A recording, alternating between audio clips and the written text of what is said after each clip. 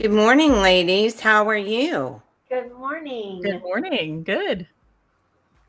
So we have a guest with us this morning, and Monica Cline, and I'm going to let Julia give our introductions here, and then we're going to hear a little bit more from Monica. So welcome, everybody. Good morning, and happy Hump Day. Oh, good morning, Monica. I am so excited to have you on this morning. Monica and I know her cousin. Her cousin said, you have got to meet my cousin, Monica. And so she was right. We absolutely had to meet years ago. And I've had Monica come up to Oklahoma to spend a conference with me and teach my women that were at my pregnancy center, and let them know what's going on, because she has got such a rich history.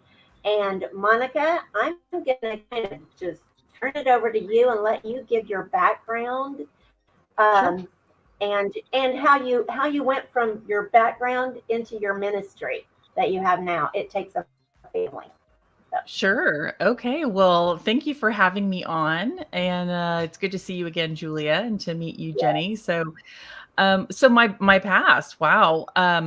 Straight out of college, I did what most, I think what a lot of kids in their 20s want to do, which is, you want to go save the world. You want to be a part of doing something good in your community, in your country. And I was really driven by compassion. And at the time, the HIV epidemic was at the forefront of our minds. It was in the 90s. That's 1990s for all the younger people out there. That's how old I am. And so what I ended up doing to impact the world in a positive way, not having a Christian background. I was definitely a liberal, although I didn't use that terminology to describe myself, but I very much was molded by the university that I attended, the University of Texas at Austin. And I decided to volunteer, and then was quickly hired at a gay organization that had a government-funded program, an HIV prevention program that was going out into marginalized communities that were greatly affected by HIV. And that meant people of color, Hispanic, African American, and a program for men who have sex with men. And I wanted to do my part. I wanted to help the marginalized. I wanted to help populations of people that I believed were being ignored by other people. And so I just kind of really thought that I was doing the compassionate thing. And there is a noble cause behind that, right? You do want to help stop the spread of a disease like HIV. What I didn't realize is what I was really stepping into, what kind of worldview was utilized to quote unquote really help the community. And that was the world of comprehensive sex education.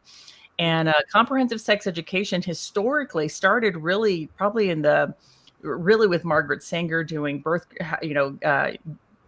prescribing birth control even before it was legal. But then spreading the word of using birth control across the nation and in marginalized communities. We all know that she was also a eugenicist, so she believed in eugenics. So she was trying to get rid of these marginalized communities because she found them to be undesirable. And she used comprehensive sex education. And then we saw in the 70s that it began to be funded somewhat by the government to combat other STDs. HIV wasn't an STD that anyone had seen yet. And so what the nurses saw in the 70s is, as they were teaching comprehensive sex education in the community, STD rates were actually increasing. So, five, even 10 years later, they're realizing we're not curbing, we're not actually stopping the spread of STDs, they're increasing. Now, by the time HIV came around in the 80s and 90s, we see that the government starts heavily funding comprehensive sex education. And of course, it's for HIV prevention. So that's where we see the government really funding that. The CDC is really backing this with a lot of money. And once again, we're seeing more sex outside of marriage. We're seeing more infection. And in my work with women of color, but also my work with my teammates, the ones who were actually the men who were reaching out to other men who were having sex with men, they were really admitting that they still weren't using condoms. So this comprehensive sex education, that the condom is the answer. Really, these marginalized populations, especially the gay population, was saying it's inevitable. We're going to get this disease anyway. They just didn't do it. And that's what we're still seeing today with PrEP, a medication that's supposed to keep you from getting the HIV virus. It really is opening up again for the culture to not use condoms. They're still being infected with other STDs, maybe not HIV because of PrEP. And so what we're seeing is comprehensive sex education isn't actually improving health. If anything, is increasing high-risk sexual behavior in children and in adults. And of course, you heard me say the refer to children, and that's because, as we know today, the general public knows today that comprehensive sex education is being taught very aggressively to children. Now, I've been speaking out against this for over a decade because I was a part of that movement in the 90s. I was trained by the gay community, and I was also trained by Planned Parenthood. And my training with Planned Parenthood was specifically on how to teach children comprehensive sex education, because it is their belief. And again, this goes back in history to Alfred Kinsey in the 40s, around the same time as Margaret Sanger. This very depraved belief that children are sexual from birth, just because they have sexual organs, just because God created their bodies to have sexual organs and nerve endings in their sexual organs, doesn't mean that children should be stimulated sexually. It doesn't mean that children should become sexually active by any means. And it certainly doesn't mean that any adult should try to be sexual with a child. I know all of that is shocking probably to your hearers right now, to even hear someone say that, that this is happening, but it is happening. And It was all because of the false, fraudulent research of Alfred Kinsey, which was really, when you read his book, which you can get on eBay, I don't know that Amazon sells it or not, but he has proof in there of what he did. Looking for sexual climax in infants and children over 24-hour periods. He got that from pedophiles who were reporting back to him. And this was all documented in his books in the 40s. And that's where the culture got this belief that children are sexual from birth. Therefore, we should be teaching them to have sex. Therefore, we should teach them to masturbate. And this is why we're seeing what we're seeing today. Now, I was fighting this, like I said, decade ago or more, and no one wanted to hear it because it was too shocking.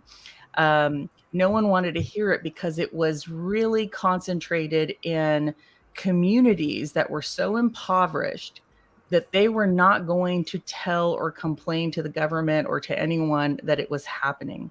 But now we're seeing that they have become so prolific in their education. We're seeing that, what Planned Parenthood being the largest provider of sex education in the world, really, and in our country, and all the money behind it, that it's not being hidden anymore. We're seeing it exploding from our movies to children's cartoons, in our education system, everywhere, even our pediatricians. And it's a cultural change away from our God-given principles. And it is absolute depravity, and it is an attack to kill, steal, and destroy our children. Right. Why the children? Well, because they're vulnerable. Why the children? Well, because they don't know that they need to speak up for themselves. They don't have that strength within them to do that. Why the children? Because as one of the largest sex ed providers, also is SECUS, their motto is actually sex education for social change. Why the children? Because when they can change the children, when they can change the values, beliefs, and behaviors of children, then they are changing the future generation and the future leaders of this country. And as what we're seeing is this kind of education absolutely destroys the emotional, mental, spiritual, and physical health of our children. And so, really, they are creating generations of children who are vulnerable, who are broken, who are fragmented, and they won't be able to lead in the future. But they will be able they will be much more easily controllable by an out of hand government, which we're seeing today is very much moving towards socialism and communism. And Right. so that's really, I'm kind of giving you a synopsis of all of that. Not necessarily my entire history in sex education, but I did do that for over 10 years until I became a Christian. And then God slowly started to take the scales off my eyes and help me to see that this education was actually harming the communities in the communities that I was wanting to help, the communities that I felt compassion towards. And that included the gay community, that included the transgender community. I saw them slowly destroy themselves. And so when I began to see that, I knew I couldn't be in that kind of work anymore. And I removed myself from that, and I started to blow the whistle, mainly with pro-life groups, because what people need to understand is that sex education is the marketing tool for abortion. Right. It is how they convince generations of people to utilize abortion. And all of that is dollar signs for Planned Parenthood. If you were to look at Planned Parenthood's annual budget, every single year, you will see that most of their money, the number one line item of money spent is for medical services, which is their abortions. The second line item that they spend most of the money on is called education, which is their sex education. But you can really rename that to be marketing. So as they're marketing the behavior and the beliefs of comprehensive sex education, what you're really doing is you're teaching children how to dehumanize themselves by objectifying each other through sex outside of marriage. And once that child, and not just that, but now they're also teaching our children that their sexual orientation is fluid, that their gender is fluid. So they're completely dehumanizing and fragmenting our children to the point that by the time they do find themselves pregnant, it's much easier for them to dehumanize that preborn child through abortion. And so we have this vicious cycle of dehumanization through this type of education. Right. You know, talking about the dehumanization of the babies in the womb, that is one of the things that, and this may have come from you, that, you know, in our just regular conversation in America, even Christians will say they're expecting a baby. No, that is a baby. You're not expecting a baby. That is a baby. And they'll say things like, I can't wait to meet my baby. It's like your baby is right there. You've been talking to that baby. That is a baby. And it's the mindset that that's not a baby until birth. And that is a baby, you know. And but it is just part of the dehumanization, and our language and our conversation, the whole, which is what they're trying to change. And they did it like drinking from a fire hydrant during COVID, which was, you know, just a whole nother level of wrong thinking and anti-biblical thinking. Right.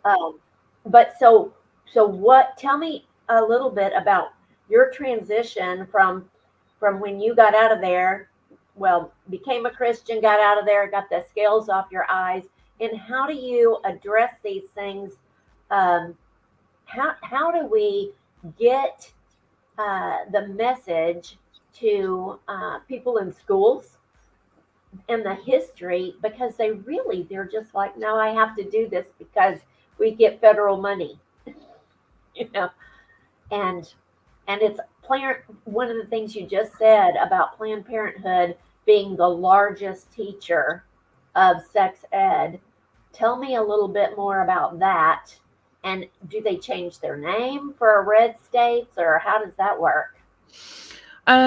Well, it's not necessarily that they changed their name. You know, they are the largest provider of sex education. They get a lot of funding. SECUS also receives a lot of funding. Advocates for Youth has been funded by the CDC for many, many years. The CDC actually contracts with Advocates for Youth to inform them about adolescent health. Okay, so Advocates for Youth actually came out of Planned Parenthood. And so there's several organizations that have spawned from Planned Parenthood. So I call them the spawn, you know, these are the children, the spawn of Planned Parenthood. SECUS was the spawn of Planned Parenthood with Mary Calderon. Advocates for Youth, same thing. Advocates for Youth then created a maze. And so really we see all of this trickling out of Planned Parenthood. And Planned Parenthood, you know, the leader in comprehensive sex education has their spawn, and then other organizations that agree with them. And they've all come together to create the National Sex Education Standards. That's the NSES. And you can go to SECUS and look those up. And that's what informs them. They have these standards for sex education, which includes the belief that children are sexual from birth. And that philosophy, that worldview is what informs the sex education. So even if Planned Parenthood didn't create the curriculum at your school, if it is following the National Sex Education Standards, or if it is following the Comprehensive Sex Education, which that's what it is, it's all based on those standards, then you have the same kind of education that Planned Parenthood is peddling. But Planned Parenthood also earns a lot of money internationally with the World Health Organization, with the UN, going into foreign countries, not only pushing comprehensive sex education, but abortion as well. And so they are what seemingly a Goliath, but in comparison to our God, absolutely not. Right. Now, one of the things that you mentioned is schools, you know, that they want the federal money. Well, this is all about, what is your worldview? Are you motivated by money, or are you motivated by God's principles to do what is right for humanity and by children? You know, of all of humanity, can we not have love and compassion and a natural desire to protect children? Well, we do when we are worshiping God. But if you worship money, then you don't care. Right. And so your listeners are probably going to think, well, she's being really harsh about education. Well, public education is not based on God's principles. John Dewey formed government-run public education as a socialist.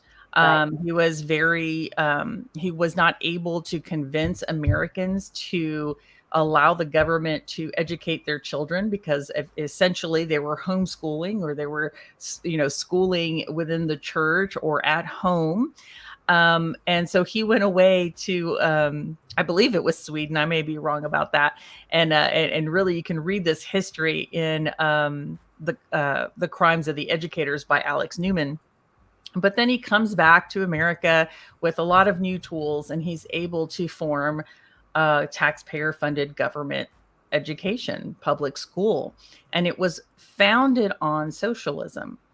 And so really what we're seeing in our public education system is that it is not founded on godly principles. It is founded on socialism, which is anti-God.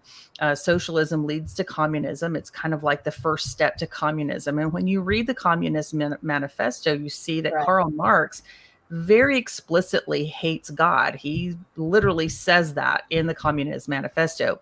He does not want private education. He does not want children educated at home. He does not like the private family. You can read this yourself in the Communist Manifesto. And his his exact quote in the Communist Manifesto is abolish family. Right. Literally, abolish family. And he also said, in order to abolish the family or the private family, how dare parents educate children and give children their beliefs and their religious beliefs and all of that and their morality. And he said the way we get rid of the family is to get rid of their God. Why? Because he knows that God is powerful, and he knows that when God informs the family, that family is strong. Those parents protect their children, and those children grow up with the principles and the values and the morality that God has taught the parents, and the parents have then passed on to the children. And so the whole point of socialism and communism is to eradicate God, to change the culture from worshiping God to worshiping themselves, worshiping money, worshiping, whatever, anything but God. And so that's what we're seeing. So when I see public education and they're more motivated to bring in programs that deteriorate the family, that they don't want to hear from parents, that they purposely pass policies, boards pass policies so that parents can't speak at board meetings. When they refuse to tell parents what programs they have and the details of those programs, when they're hiding and convincing the children that they're an opposite gender and they don't tell parents what's going on. Right. All of that is anti-family. It is also anti-God. And we have, as Christians, have got to start being truthful about that. And what the public education system is doing is very similar to what I was taught in public health and public sex education. And that is that parents are uneducated, parents are ill-equipped, parents are neglectful, parents are selfish, and the government, i.e. teachers, nurses, need to intervene for the sake of the child. Well, because they know better. Because they know better. Because they know better than parents, right? Yeah, they know better than parents, and especially they know better than the Christian parent. Because those, and this is me quoting them, those ridiculous, hateful Christian parents. Now, how do they change the children from believing what their parents have believed and taught them about God to believing socialism or an anti-God theology? And it's very simple. They use counseling techniques. And so for me, when I see all this money going towards mental health, it's because they're using the same mental health approaches that we use in sex education, that we use in the abortion industry, to help us create a bond with that person, even children, so that they trust us and not their parents. And I hate to say it, but I was one of the #1 trainers on helping clinicians form those bonds with their clients. And it's using the same techniques that we see for Carl Rogers in psychology. He's a humanist, and he believed that, as a humanist, that all people are good, and that basically it's relativism. And so we're to just listen to that person without judgment and then lead them towards those behaviors. And so what Planned Parenthood does is they create that bond. They listen to you. They let the kids know, we're not going to judge you. You have sexual feelings. There's nothing wrong with that. It's actually also very similar to how Satan spoke to Eve in the Garden of Eden. I understand you. Don't you want knowledge? Do you really? And he really manipulated her. Well, that's what they're doing to the children. Your parents don't understand. And, they're an older generation, so they don't understand homosexuality. They don't have the compassion for the transgender people that you can. Their religion, I'm sure they think their religion is good, but they just don't understand. It's a very old-fashioned way of looking at things. So they don't entirely demonize the parent, but they start to bond with the child and make the child believe that somehow they are even wiser and more compassionate than their Christian parent. And these are ways that you can be compassionate here at school and have love and acceptance for the transgender friend or the homosexual friend, and perhaps your own feelings of being the opposite gender. And so they start planting all these seeds in the child through the guise of compassion. And slowly start to create a division between that parent and the child. So, Monica, I'm going to interrupt you for just a second because I wanted to ask you a couple of questions based on what you've already mentioned today. So, I put up a screenshot here just a second ago, which is my favorite book, and not that you have to order it on Amazon, but this is The Naked Communist, and I just urge everybody to get a copy of this and read it because as you were talking about, Monica, this is communist. The whole, if you literally sit down and go over the Communist Manifesto, which Cleon Skousen explains one after the other in the Naked Communist, we've really hit all of them at this point. And one of them definitely is what you've been talking about is getting parents. So it's the destruction of the family. I mean, it's destruction of God and then destruction of the family, because once we take those two pillars away, the whole house falls down. Absolutely. And they know that, and people are easily led, and they can basically, the government can basically tell anybody anything. And so my question is, when you were involved in this training, did you get the sense that these people were communist and they knew what they were doing, they were perpetrating this crap? Or do you feel like that it's kind of the useful idiot? Stalin used to call, if you weren't a communist and you believed in what the communists were doing to a point, he could use you, and you were a useful idiot to him. So do you believe that these people you worked with were useful idiots, or do you believe they actually understood what they were doing? I believe that the leaders at the top definitely know what they're doing. I know a good friend of mine who was a state rep here in Texas, Molly White. She's long been a pro-life speaker, has gone to the UN quite often. And she's actually the first to have given me the Humanist Manifesto. And I don't have proof of this, but she did say that she had learned that the higher ups of Planned Parenthood are all given a copy of the Humanist Manifesto. And that's very, and I would say that is their philosophy. Everything that I've spoken about today and how I was trained is very much humanism, and very much then which is it's hard for me because I'm not an expert necessarily in this, but I believe it's that movement from humanism, socialism, and full out communism. And so I would say that the leaders knew that, and I believe that philosophy and that worldview is being taught to the workers. Now, I was that young person coming in with just my eyes of, I want to help people, and they then groomed me to believe these things. One of the first things that they taught me about children, to me, sounded inappropriate. It sounded abusive to children, and that children really needed to be rescued from sexual activity because it sounded like they were being abused to me. Planned Parenthood quickly corrected me and let me know that children were consenting to sex and that they were not being abused and that this was their right because they're sexual from birth. And so that was part of the grooming process, is to basically deconstruct me so that I don't believe children are being abused, but instead that they have a right to become sexually active, even if the parent doesn't agree with that. And because they don't agree with that, then we need to keep secrets from parents. And so that is all the destruction of the family. And that is exactly why I started It Takes a Family. So once I left that industry and I asked God, how did I even learn these things? Like, how was I deconstructed? Not that I used that word back then. How did this happen? And he started to show me. He showed me about Alfred Kinsey.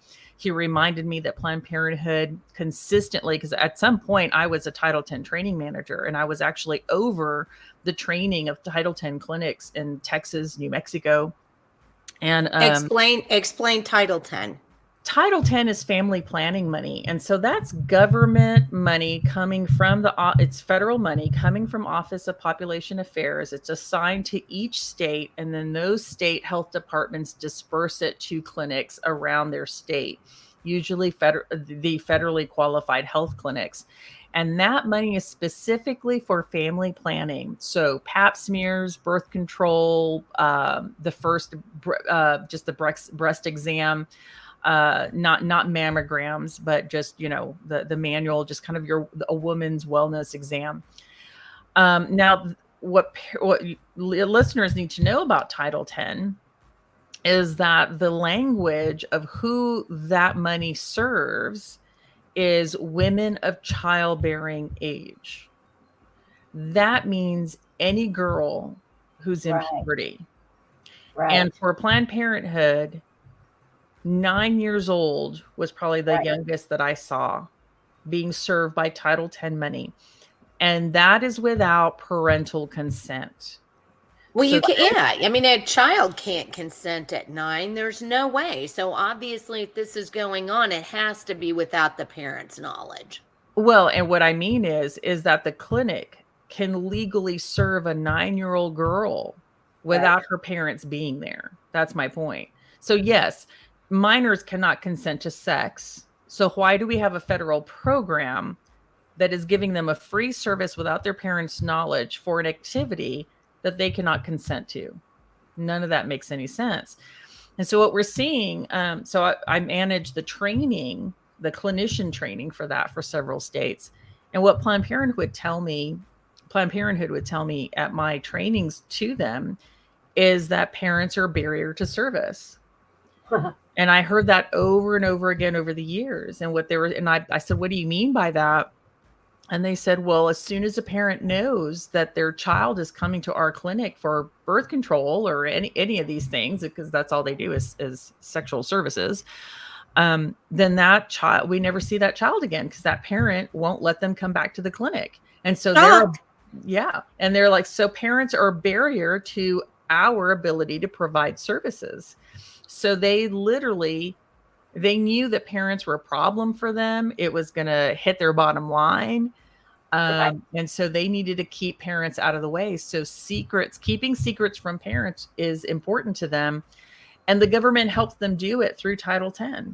Right. Because those young girls can get services without parents knowing about it. And it's all paid for by the government. And we're just listening to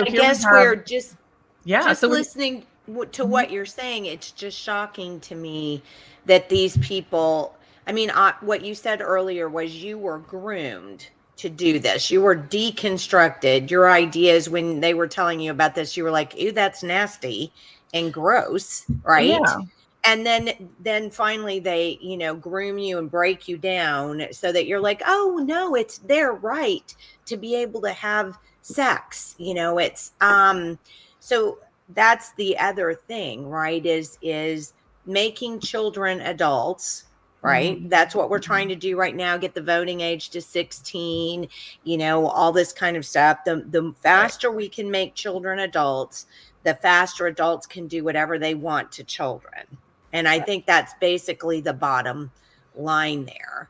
And it just shocks me that these people, when they know that parents are a barrier to services, I don't know how they can't possibly know what they're doing. I mean, they're obviously doing something wrong. They know they're doing something wrong, or parents would be in a conversation with a 9-year-old child.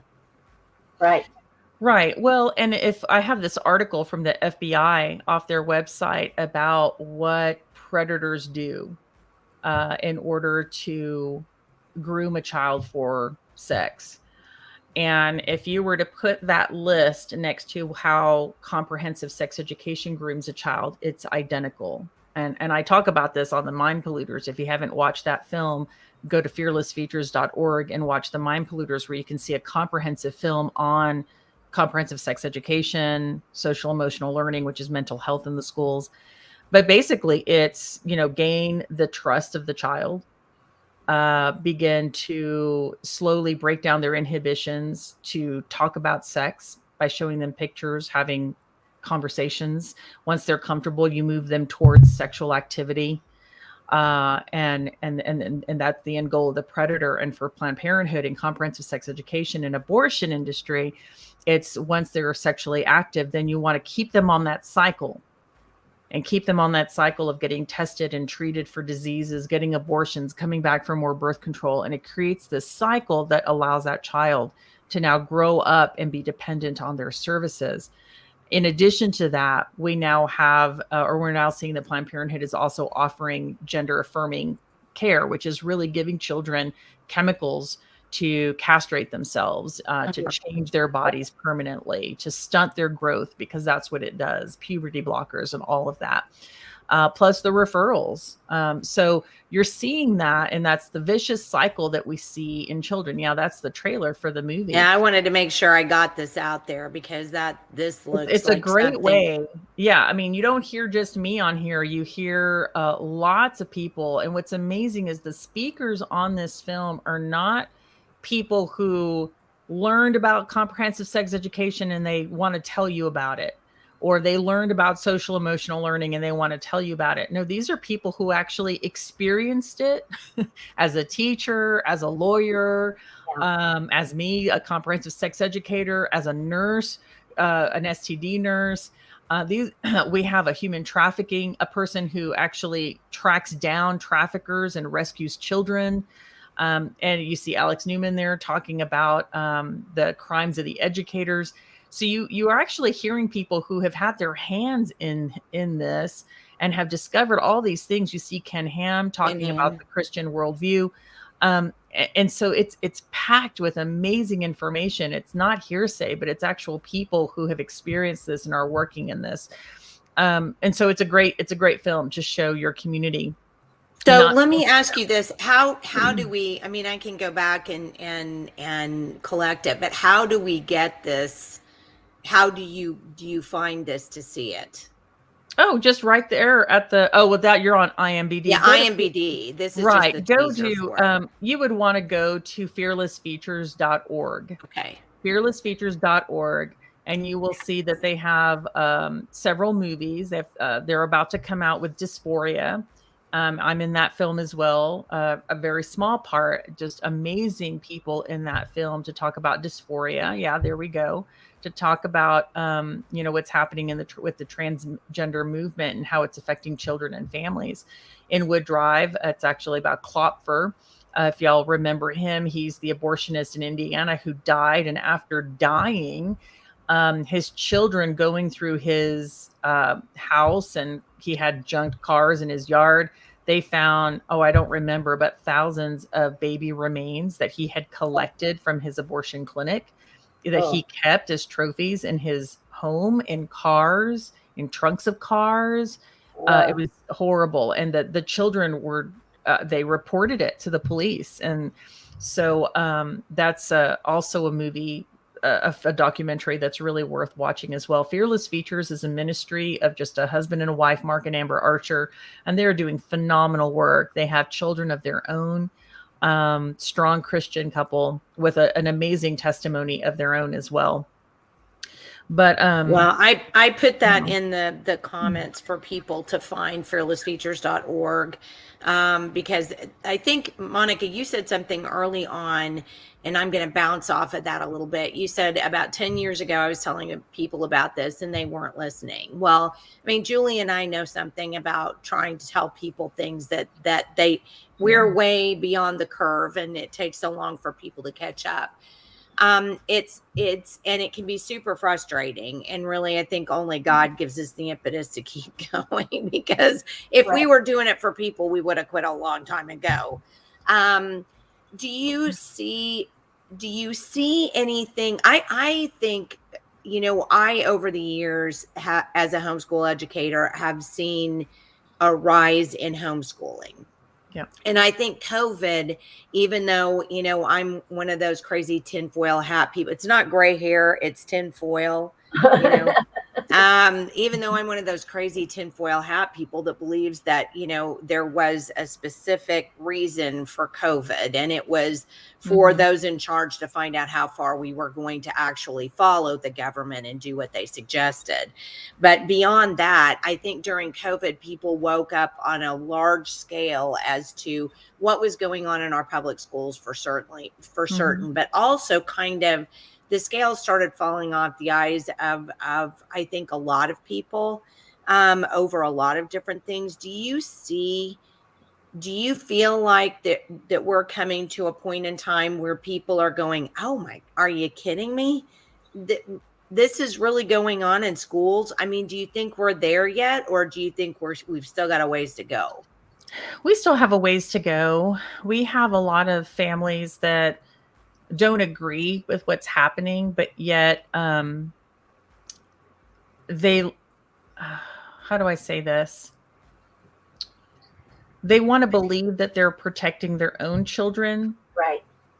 And so they leave them in public schools. And although they see the problems, they don't want to speak out because they want to still have that small community where we're all going to homecoming, and we're all going to prom and Yeah, sports and is the killer. Yeah, exactly. So we I love want the my kid to play football. football. Yeah. Yeah, just all these things. And so people don't want to rock the boat because they don't want to let go of that feel good.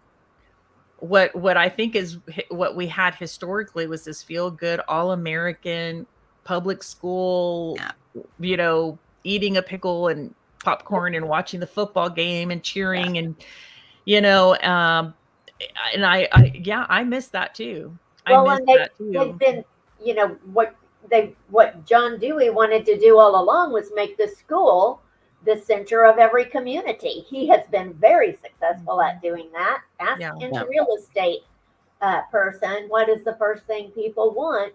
A strong school. And every single community sells that they have a strong school. I'll tell you right now, every public school has these various ideologies in it. Right. Every single one. Why? Because it's all coming from the national government. Right. It brings a lot of money. Right. It is in every school.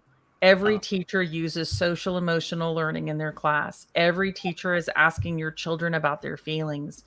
It is happening.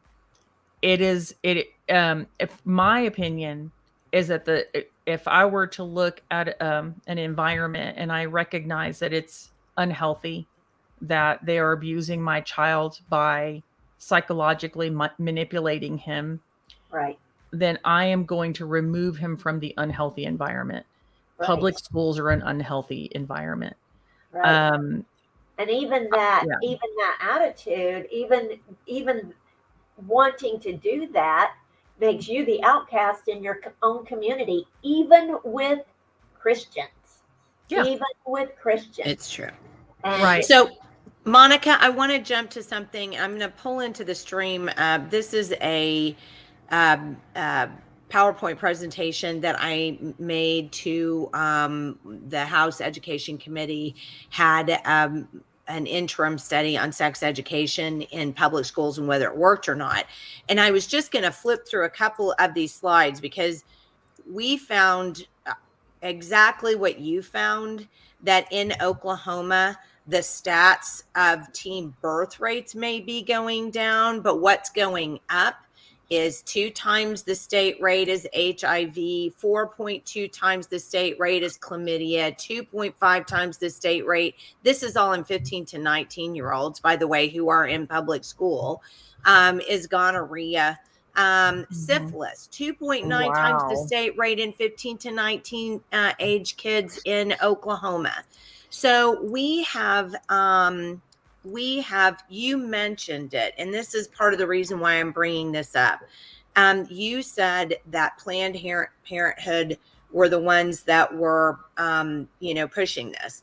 So how consent is all about communicating about what you like or don't. Planned Parenthood pushes all of this consent, and they talk about abstinence, because the original thing was that I think in every school, wasn't it, Monica, that they were selling this to parents on, well, we're going to keep the teen pregnancy rate down. Right. So they've gotten the teen pregnancy rate down, but they have caused it by preaching against or preaching abstinence. They're also preaching other stuff like oral and anal sex and all of this. So the kids are actually spreading STDs through oral and anal sex and anything else they can do besides penetration sex. So, and parents don't understand that that's kind of what they're being taught. And we use PrEP in Oklahoma. You talked about PrEP, and you might even talk a little bit about PrEP, because this is we use personal responsibility education program, and there are 4 different ones that we use in Oklahoma, and they're all completely doing nothing but teaching kids how to have other forms of sex. Yeah, there's not I'm not surprised by that. Planned Parenthood, as you just saw from those slides, excellent slides. For them, there is no abstinence from sex. Right. If you notice, so their definition of abstinence is avoiding vaginal penetration. So, but Right. oral is still penetration. If you're having it with a male, anal is also still penetration. So they're basically saying abstinence is avoiding vaginal penetration in order to curb the pregnancy rates. All of that, like you said, is still spreading disease. It's still dehumanizing the child. Most kids don't even like those things. As I was teaching teenagers, this is part of my testimony of why I left. The teenagers didn't know they didn't have to have anal or oral sex or sex at all. I had a story. I had a story. Yeah, I had a story, or I do have a story of a 13-year-old girl. I was invited by Planned Parenthood. They said, we don't have time to go teach sex ed to this class. Can you fill in for us? And it was at an alternative school. And these were children, high-risk children, because they'd been kicked out of all these other schools. So this was their last chance to get an education.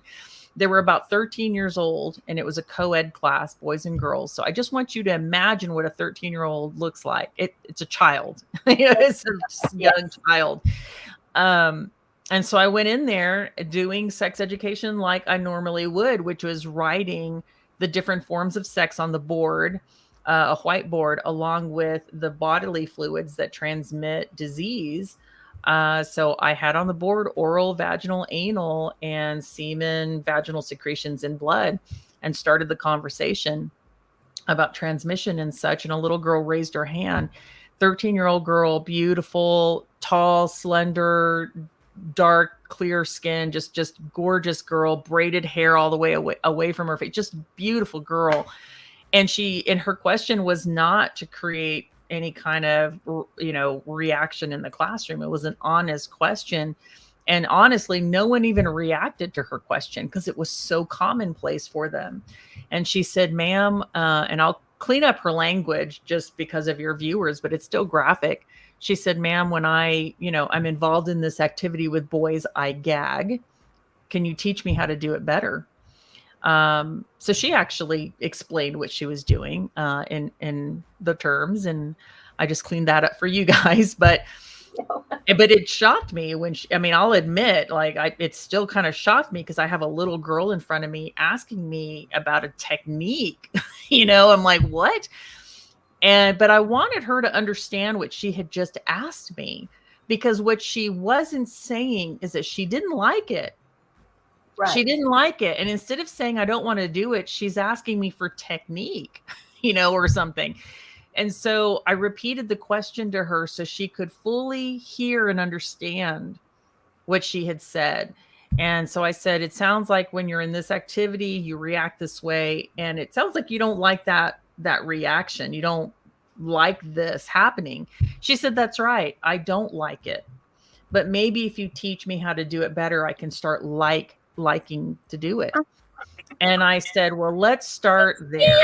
I told the whole class, I said, guys, have you ever thought about just not doing the activity that you don't like to do? And at that moment, every child stood up, just sat up in their chair and gave me their full attention, because I had said something to them that really resonated. Wow. And I caught it. I realized it.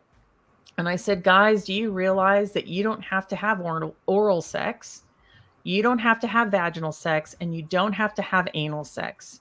And if you don't, and I pointed at the board behind me, if you don't, you'll never be in contact with semen, vaginal secretions, or blood from another person. And if you don't, you'll never get a disease, and you will not get pregnant. Right. And that little girl raised her hand again and said, "Ma'am, no one's ever told us that before." Oh, And next thing I know, these I just kids can't. huddled together and started talking about ways that they could abstain from sex. They didn't use the word abstain. Right. Boys and girls literally talking about ways they could avoid sex.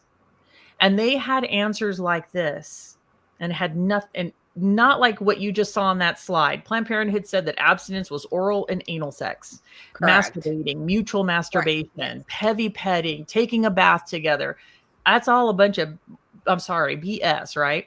Yeah. These kids, these were their suggestions to each other. Hey, they all lived in government housing, by the way, Booker T. Washington and East Austin. And they said, we can go to the community center at Booker T. They have free movies and free snacks. We could just watch a movie and eat the snacks. Wow. Another one said, they've got basketballs. We can go to the basketball court at the park and play basketball. And the little girl who had raised her hand, she was very tall, like I said, very slender and athletic. And she said, boy, I am better at basketball than you are, and I will whip your butt all over that court. And he sheepishly just laughed and said, yeah, I know, but it'll still be fun. And they kept talking about just really wholesome ways that they could be with each other without having any kind of sexual activity. A little girl eventually pulled away from that group, came to me privately at the head of the class, and she said, it still makes me want to cry. She whispered to me, she said, I can't do what they're talking about, right? And I said, well, what do you mean? She said, I can't stop having sex, right? I said, well, why not? And she said, because I've already had sex and all the boys expect it from me. So now I can't say no. Oh, no. But she was saying, right? She was really wanting to hear me tell her that that was not true. And of course I told her that. I said, that's absolutely not true. I said, you can stop right now. I said, honey, you don't have to have sex ever again in your life if you don't want to, or you can just wait until you get married. But no one has the right to tell you that you have to be sexually active. Monica, you have completely grossed me out. Oh, she smiled, ran back to the group of kids, and started talking about ways that they could abstain from sex. Now, I'll admit, I was still a sex educator. At that moment, even though I was pretty proud of myself for like, hey, these kids don't want to have sex. Let's encourage them not to. At the same time, I was like, oh, I'm supposed to be teaching them about how to prevent, and using condoms. Like, do they fully understand that? But at the same time, this was what they needed. This is exactly what they needed. They wanted to abstain. They're doing it because the authority is telling them to do it. Children are becoming more sexually active by going through comprehensive sex education, because that's the expectation of comprehensive sex education. Jenny and Julia, if I say, get all of your friends, come over to my house, and I'm going to teach you how to make a chocolate mousse cake. I'm there. And I'm going to spend an hour talking about all the flour, the chocolate, the mousse, how to bake it, the ganache on top. We're going to go about all the details. I'll even teach you about how to cut it, how to serve it. What's my expectation of you and your friends after that 1 hour time together? I can make a cake. Right. So if I spend an hour talking to you about oral sex, anal sex, vaginal sex, getting birth control without your parents knowing, getting condoms, using dental dams, all of those things, what's my expectation of what you're going to do after that hour? Have sex. Yeah. Right. So for people to say that comprehensive sex education does not set up this expectation or pressure on children to become sexually active, they're either incredibly stupid or incredibly naive. Now, is there a way to teach children about the realities of disease and all of the things out there? Yes, but it's not like that. And it needs to be done by the parent. I am not even an advocate of sexual risk avoidance people going into the schools and teaching your children, because they are still going to introduce your children to anal sex and oral sex and all of it, even if they're going to talk about risk avoidance. This is something that belongs to the family. And this is why I created It Takes a Family. I want to dispel the myth and equip the parent, because you are, parents, the educator and the expert and the advocate in your child's life. No one will protect and love and educate your child towards truth as much as you will. And it needs to remain in the family. And what I'm seeing is that even sexual risk avoidance, which are the abstinence people, are trying to mandate sex education in the states because they want to get their piece of the pie too. Yep. And I know that they're saying it's because they want to help the kids. But I follow the rule of, if you're interfering with the family, if you're trying to take away from the parent what belongs to them, then you're part of the problem. And and I'm going to go back to what you said. I'm going to jump back to what you said again a second ago, because you have so much great information. It's so hard to go, stop, I want to ask you more about this. One of the things that Julie and I and the rest of us in ROPE have been really, really big about is data collection in kids and how they take surveys. And the worst one is the CDC survey that they give to middle schoolers every other year, which is can you help me remember what the name of it is? It's very long. Yeah, it's it's the YRBS. Yes, correct. Something behavioral. Yes, the YRBS. Survey. You're exactly right. Risk. Yes. It's Youth Risky Behavioral Survey, something like that. But it's the YRBS, and it's from the CDC. Yes. Yes, and they do that. Well, you can get some of the questions online. I don't know why parents don't go out and get them, but you can get them from the CDC, and you can also get them through the Oklahoma. You can get them from the Oklahoma State Health Department. So I put numbers of these questions out when I was doing a speaking tour on something, and I had these questions out, and I was reading the questions, and of course everybody in the audience is turning green and looking like they're gonna barf, and I'm like, but this is actually in the survey. And my argument has always been desensitivity of children, exposing them to things that ruin their innocence, that give them, one of the things about any kind of first responder that we all need to pray for first responders over, they see things that none of us want to see.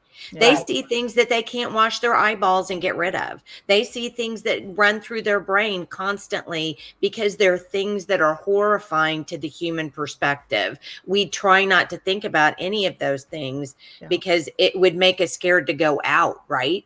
So first responders have a different coping mechanism and brain setup than the rest of us do, to be able to digest and live with some of the things that they see. Well, our children don't have that. They do not have that. It's not built in. Nobody fixes that for them. I mean, we don't say, oh, hello, 4-year-old, let me make sure that you're hardened to all the sexual nonsense that goes out there. But that's what we're doing through these surveys, and specifically what you were doing as a CSE. That's exactly what you're doing, is lowering their boundaries, ruining their innocence, putting things in their head that they can't scrub out, that makes them, like you said about that 13-year-old girl, they're cynical. They don't care about anything. It's like, how you mean we don't have to do this disgusting stuff? What in the world, other than just telling parents over and over again, don't put your kid in a public school, period. But if your kid's in a public school, you better know everything they're doing in a day. And that's almost impossible. That's impossible. And I do have moms who have done that, where they literally policed the school every day, They'd send in opt-out letters and say, you can't talk to my child about critical race theory, critical sex theory, or critical gender theory. And it worked to the extent that some of these teachers would email them and say, hey, we're talking about this today. Is this okay? What do you want us to do? And this mom, because she was a stay-at-home mom, would literally pick up her child during that time, take him out to get ice cream or run errands or something, and then bring him back to school. Obviously, not all parents can do that. Now, fortunately, this family has decided that's ridiculous, and they're just going to homeschool their kids. And so they pulled out their children now.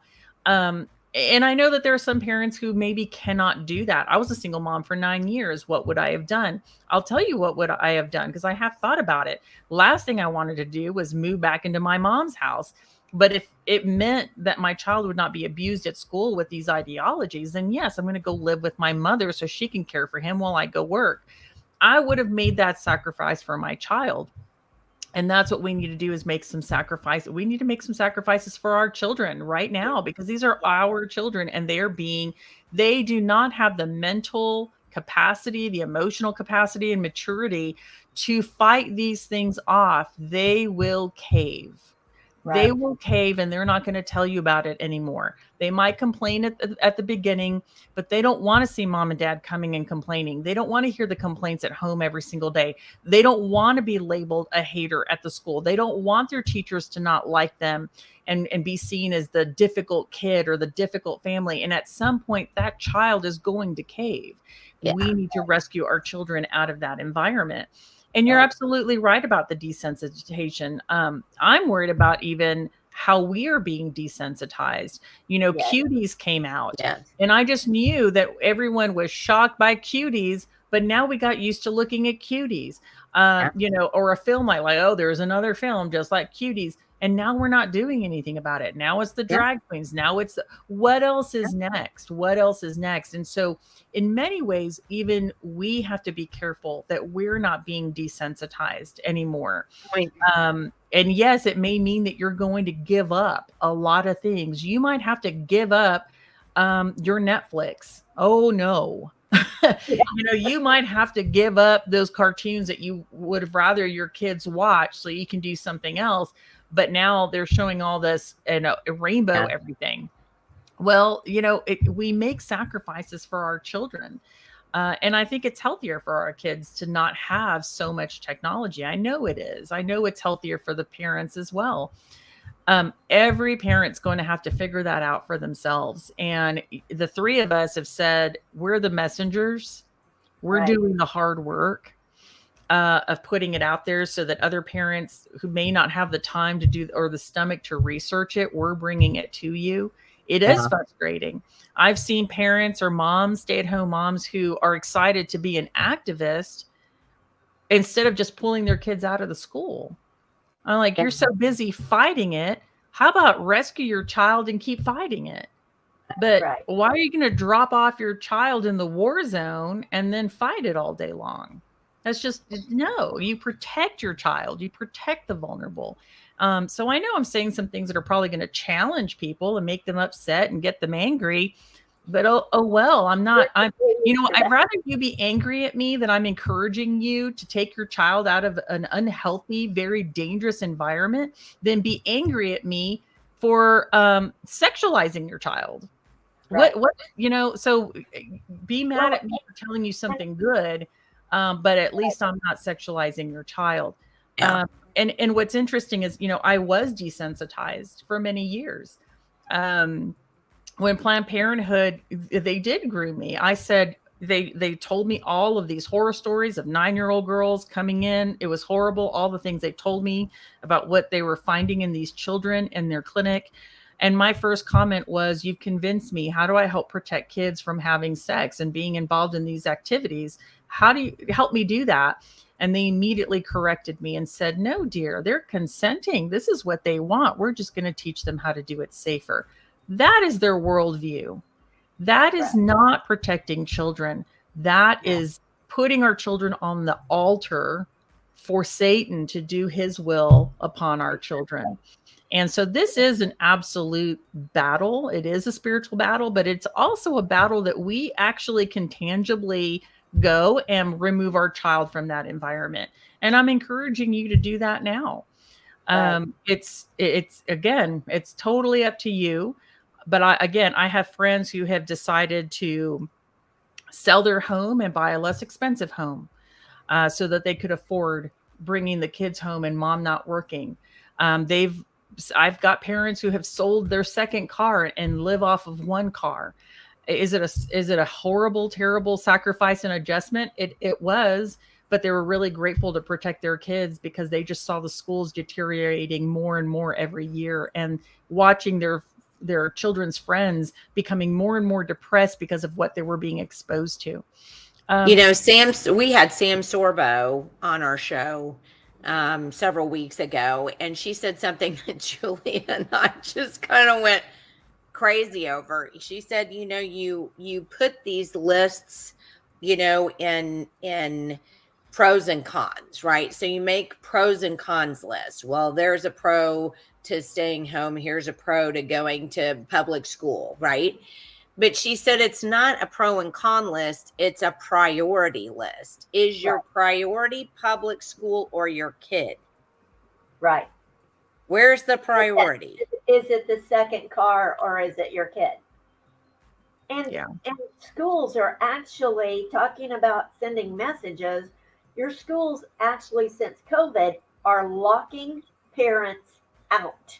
Yeah. And, you know, parents have to jump through hoops to be able to be allowed. One of our board members, Michael, I mean, he's got kids that their parents can't come in the school to have lunch with their child. Mhm. That is telling the children that your parents are the ones that are dangerous. I mean, We had a mom fight that at our school, and right, she really showed the superintendent that they were violating their rights. There wasn't an issue with COVID, and they were able to rectify that. But the very fact that that institution is basically taking away your right to your child tells me that it's not a safe institution. It tells me that those leaders are not safe. That's what yeah, it tells me. I call it Um, kidnapping. yeah. I don't know how you don't call it kidnapping. If they go in and you can't get them out, it's kidnapping. Yeah. And I don't know how we get around that. So, Monica, in closing, because we're almost over an hour here, in closing, can you just kind of round up the things that you want parents to know the most? I mean, the things that are going to really sit in the priorities. And parents, you're not doing a pro and con list here, you're doing a priority list. Can you kind of get us out of here with, you know, what you want parents to know, kind of what they can do, and, you know, run through maybe something like that? Well, I want to encourage parents that, especially those of faith who know Christ, um, that you need to remember that just in the very first book of the Bible, God said He created the family. He created as male and female. He created marriage, and then He created He created the family within that marriage, and then children. Really, that is the first government and the first church, was the marriage with the children and their God. There wasn't a need for a medical expert. There wasn't a need for another teacher. There wasn't a need for even a youth pastor, not knocking youth pastors. You have everything you need within your family, especially if you are a family that depends on our Lord Jesus Christ. There isn't anything that you're missing. Do you need a little education on how to talk to your kids about relationships and sex? And maybe you want a little guidance? No problem. Contact me through It Takes a Family, or talk to your pastor. Go to your church, you know. But it's not, God never created that family unit so that other people are taking over your responsibility to your children. So do not abdicate your responsibility to your own children. You really are fully equipped, more so than anyone else, for your children. Perhaps you've adopted children. Perhaps you're a grandparent who's raising your children. God knows what is going on in your circumstances, and if he has placed those children in your care, then know that you are fully equipped and that God is equipping you to do all that you need for that child.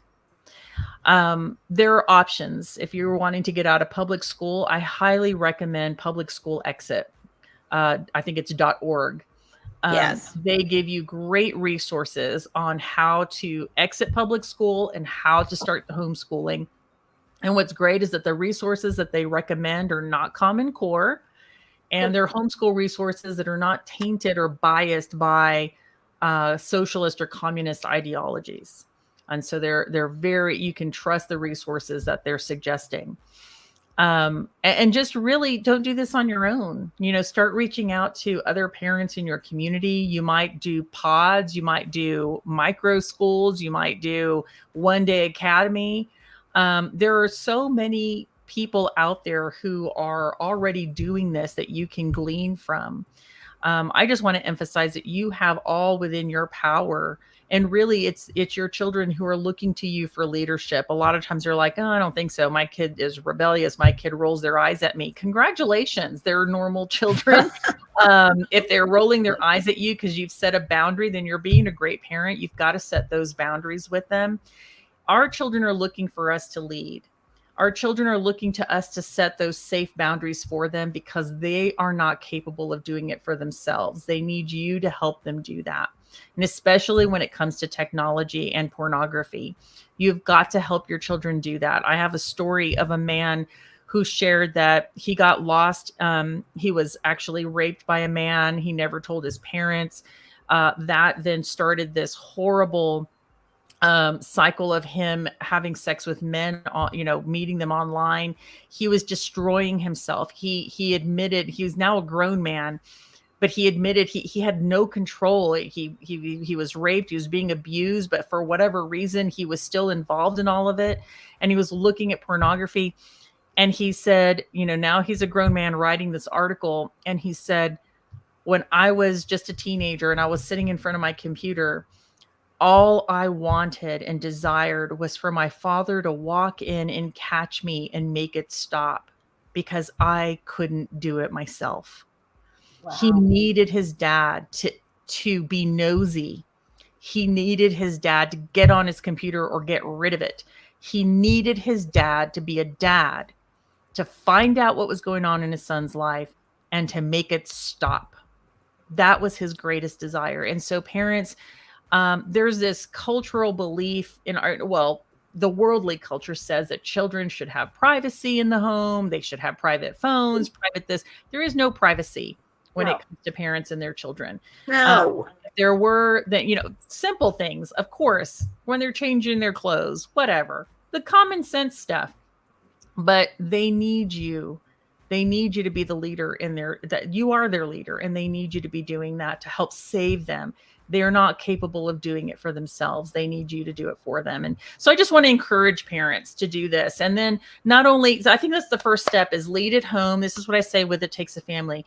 I want you to be equipped to lead at home, lead in your community through your church, maybe as homeschooling, whatever that looks like in your community, and leading through policy. And so we need to make sure that people, that we are creating strong policies that are holding schools accountable. The only way that a superintendent or a school or a teacher or a school board will not be doing these horrible things to our children is if they lose their money, their job, their teacher certification, their retirement, or they go to jail. It needs to hurt. It needs to hurt. They need to be punished for what they're doing. And we need policies that will make that happen. We already have God-given rights as parents to be the leaders and educators of our children. Now we need to fight and make sure that those policies are punishing those who are trying to interfere with family. Amen. I think that's well said. And I think, what you've said today has been, sadly, we already were aware of this. It's just horrifying. The story you told, though, about the 13-year-old girl and that I don't have to have sex. I think, well, I think we're going to take that snippet out and show it everywhere, because Right. it bothers me so much, especially when that goes right. I mean, it dovetails right in with the presentation, the research that I did for that presentation that I did to the House Education Committee. I mean, I don't know why parents aren't getting it, but I think the one thing we do have to do and continue to do is just pray for parents, Yeah. pray that the scales fall off of their eyes, pray for, Jesus to lead these people, to see what's going on. And, beyond that, to awaken the church, because Yeah. if we had strong churches who were taking Mhm. charge of education in their educating their own children, the children in their congregation, Right. and parents had a place to go to do that, we would be dealing with so few of the problems that we're having right now. But our churches have gone night night, Yeah. and And I I've don't said, know. I've said for years that the only solution to this problem is a mass exodus from public schools. They need to lose their funding. They need to collapse. It needs to collapse.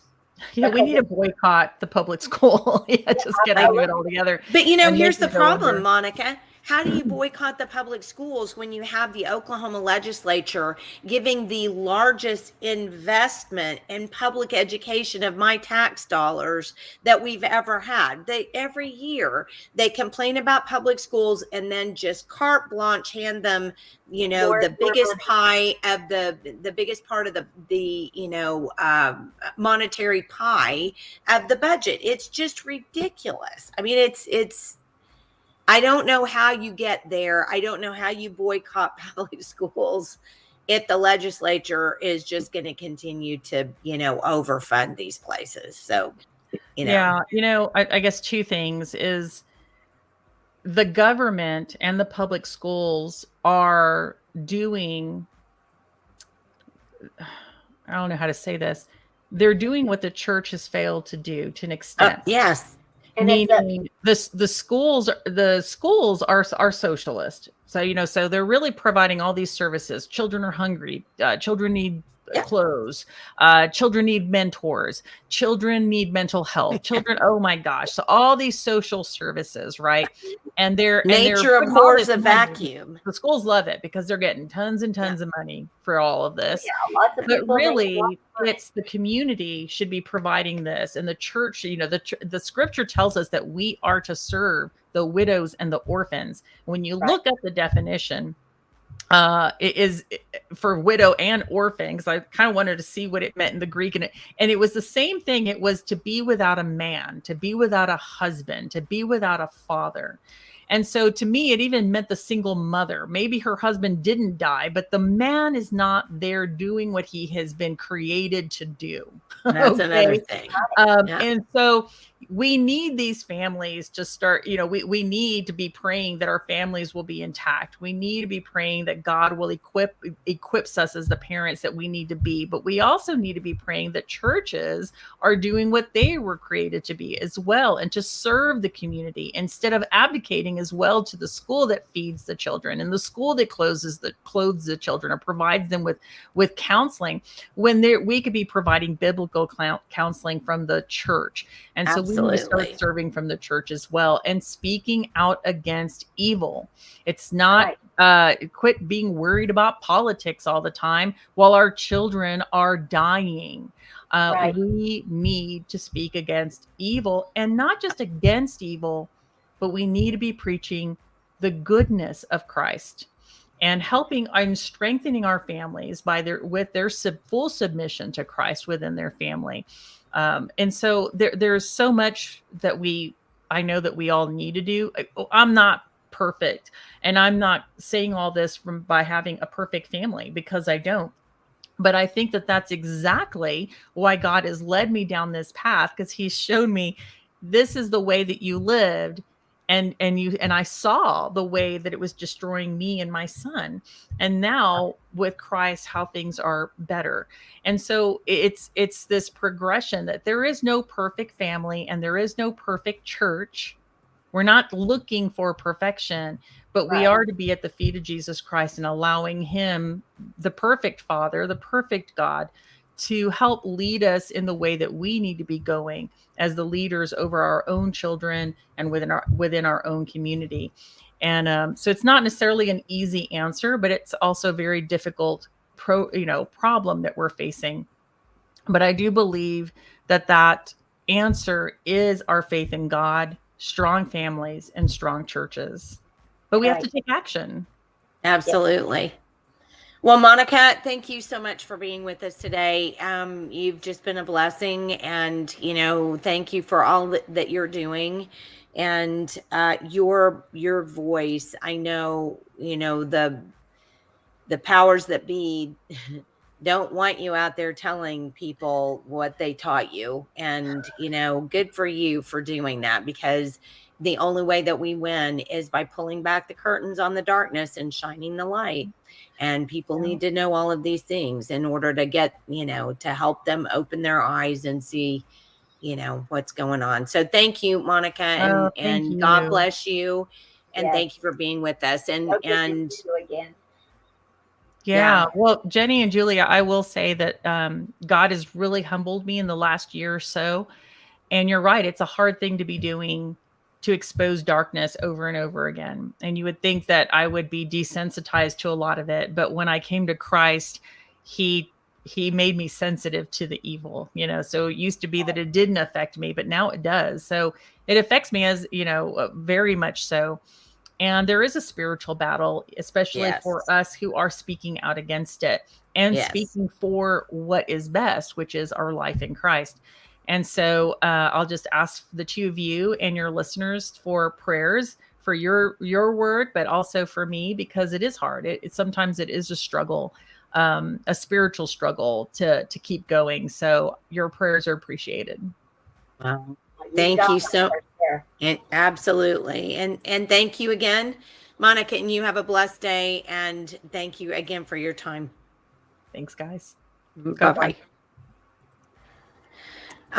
She was amazing. Oh my goodness, I can't even believe it. I'm going to put this up again because I want to make sure that people see her website, and then I just took it down for whatever reason. Come on, come back, please. Here is her website. So please navigate to Monica's website. And, like she said, and I want to make sure that everybody heard this. If you've got questions about sex that you want to talk to your kids about, go to her website, reach out to her. She can help you, but let's not have the communists do it for us. All right. Also, And she will come, and if you're looking for an event, your church or a group, she can come speak. So, I mean, I had her for a Friday night and a Saturday morning when she came up before, and she was just phenomenal. It was kept us spellbound for sure. Just her. Hold on a second. I also want to put up she talked about public school exit, which remember we talked about Right. when we had Sam Sorbo on, and then when we had Pastor Paul Blair on, because he's also there's Pastor Paul right there. And I'm sure Sam Sorbo was on there someplace. So definitely use this website as well.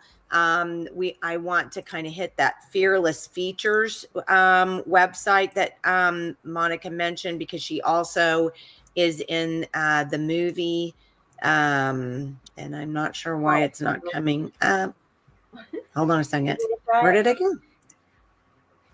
It won't let me do it. I don't think anybody wants to see what's on my computer. How weird. Okay. Well, it won't let us show it, but Fearless Features, fearlessfeatures.org is where you need to go. Good job. So to see the mind polluters and the other things that Monica's done. So please make sure and avail yourself of that information. And for those of you who watch this video and the one person who said this needs to go viral, the only way it goes viral is for you to share. Yes. So make sure that you share it on your email with other people. Make sure you put it on your social media. Do what you need to do to make sure that this information gets out there.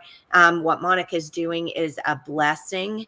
And it gives me goosebumps because you just know God's working through her to get this evil, disgusting nonsense away from children. And remember to pray for Monica and for all of us that are on the front lines, for the Moms for Liberty group and all of those, all of the ones that are on the front lines.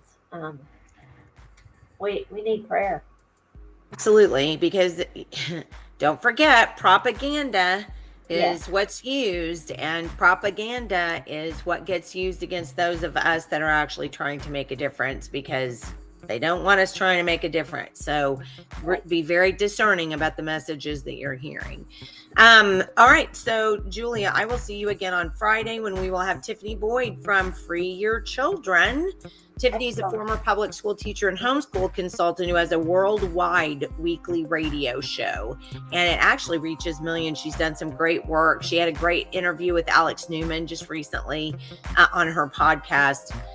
So please make sure you tune in on Friday at 9, and we'll have Tiffany Boyd. So thanks again to Monica Cline for being on. Make sure you check out those websites, and then we'll see you again on Friday. So thanks so much for being with us.